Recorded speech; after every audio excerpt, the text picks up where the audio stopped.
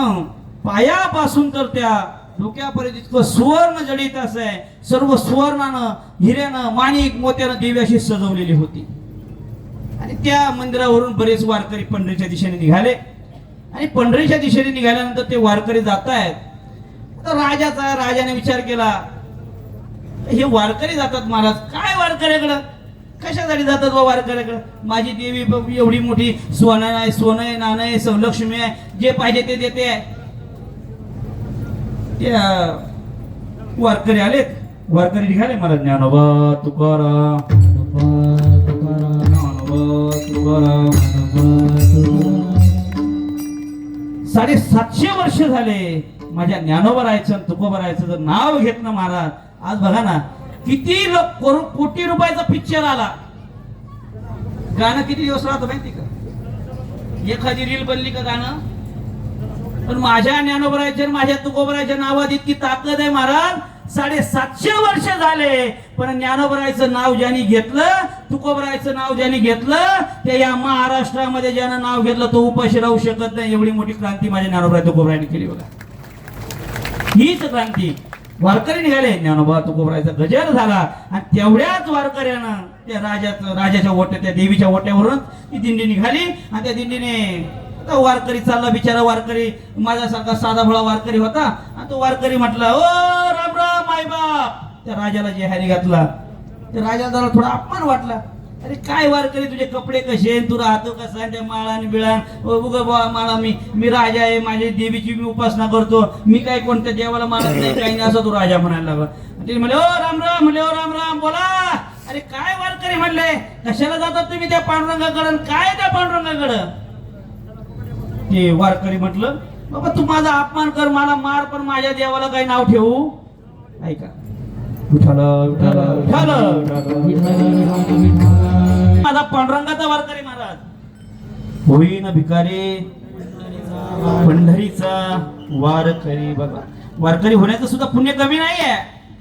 त्यावेळेस त्या राजाला जरा थोडासा गर्भच झाला. अरे वारकरी काय जातो म्हणले ते? पंढरीचा वारकरी शिळे तुकडे पार करी म्हणे. कोण बोलला? राजा बोलला. कोणाला? वारकऱ्याला काही वाटलं नाही महाराज. वारकरी म्हटले, तुम्ही म्हटले बाबा मला काही बोलले, काही हरकत नाही. त्यावेळेस त्या वारकऱ्याने सांगितलं, तो राजा म्हटला, विठ्ठल विठ्ठल विठ्ठल. डोक्यापर्यंत सुवर्णानं म्हणलेली आहे, हिरे माणिक मोती आहे. कशासाठी तू तिकडे जातो? इथं देवाचे दर्शन घे. महाराज, वारकऱ्याला स्वतःने केलेला अपमान सहन झाला, पण माझ्या देवाचा अपमान केलेला त्या वारकऱ्याला सहन झाला नाही. वारकरी मनात विचार केला, अरे 92 वर्षाचा वारकरी आहे, वारकरी 92 वर्षाचा आहे, काय करील? जीव गेल्याच्या पलीकडे काय घेणार आहे? धावला वारकरी, झाला राजा. म्हणजे वारकरी त्या राजाला म्हणलं, राजा काय बोलला? माझ्या देवाला नाव ठेवतो तू? म्हटले, नाव काय नाही? अरे माझ्या देवीकडे बघ सोनं. अरे तुझ्या देवीकडे काय सोनं आहे? म्हटले, अरे माझ्या देवाकडे ये, त्या सोन्याचा कळस माझ्या देवाकडे आहे. म्हणले काय? आणि या देवीची बडाई मारतो ना, ही देवी तिकडे झाडूच्या कामाला आहे. महाराज, राजा चिडला. राजा म्हटला, अरे माझ्या जीवनामध्ये एवढं मोठं कर्तव्य करून आणि माझ्या देवीचा अपमान करतोय तू? वारकरी धरला. वारकरी विचार केला, माळा तोडून टाकेल. म्हटले जर समजा नसेल तर, जर देवी झाडूच्या कामाला नसेल आणि जर सोन्याचा कळस नसेल, सोन्याचं नगर नसेल, तर काय करशील? म्हणले माळा तोडून टाकेल. वारकऱ्याकडे होतच काय काय राहतं वारकऱ्याकडे? महाराज निघालं वारकरी, जिथूनच निघाले महाराज.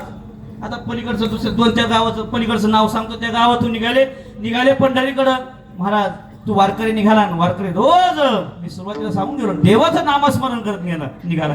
ज्ञानोबा तुकाराम, ज्ञानोबा तुकाराम, ज्ञानोबा तुकाराम, ज्ञानोबा तुकाराम. भजन करत चालले. जसं पंढरपूर जवळ आलं महाराज, कंदर झालं, दगडी अकोले झालं, करकम झालं. आणि जेव्हा चिंचोलीचा मुक्कामाला वारकरी गेला, रडायला लागला वारकरी. तो राजा वजनातच. राजा म्हटले, याची जिरवायचीच म्हटले. मला अशी वारकरीची जिरवणारे खूप आहे, लय जिरवणारे. पण एक सांगू का? अरे तो देव म्हणजे साधा नाही. तो देव कसा आहे सांगू? तो हा देवाचाही बळिया माझा. तो देव काही साधा नाही महाराज. देवाने विचार केला, का रे माझ्या वारकऱ्याचा अपमान करतो काय? माझ्या वारकऱ्याचा काही काळजी करू नको. महाराज वारकरी रडायला लागला. राजा निघाला, वारकरी निघाला आणि चिंचोली बसून पुढे निघायला लागले महाराज. आणि जेव्हा वारकरी रडायला लागला, जेव्हा त्या राजानं पाय वरती केले, टाचावर त्या ठिकाणी उभा राहिला पंजावर, आणि जेव्हा ते बघितलं जडजडीत सोना जडा कडसुतीचा तोस जडा जडजडीत सोना जडा कडसुतीचा तोस जडा जडजडीत सोना जडा कडसुतीचा तोस जडा जडजडीत सोना जडा कडसुतीचा तोस जडा. बरवे बरवे पंढरपुरा बरवे बरवे पंढरपुरा बरवे बरवे पंढरपुरा बरवे बरवे पंढरपुरा बरवे बरवे पंढरपुरा बरवे बरवे पंढरपुरा बरवे बरवे पंढरपुरा. जेव्हा बघितलं महाराज पायवर करून, आणि त्या ठिकाणी सोन्याचं नगर दिसायला लागलं, सोन्याचा कळ दिसायला लागला. आता वारकरीने गप्प राहावं का नाही? वारकरी रडायला लागला महाराज, खूप रडायला लागला, जास्त रडायला लागला. देवाला विचारलं, देवाला सांगितलं, देवा मनाची मना देवाला विचारलं, देवा अहो आजपर्यंत 92 वर्ष वारी केली महाराज, देवाकडे काहीच मागितलं नाही, फक्त दोनच गोष्टी मागितल्या, एक सोन्याचं नगर पाहिजे आणि ही देवी झाडूच्या. आणि त्यावेळेस ते निघाले आणि बघितलं सोन्याचं कळस, सोन्याचं नगर दिसतंय.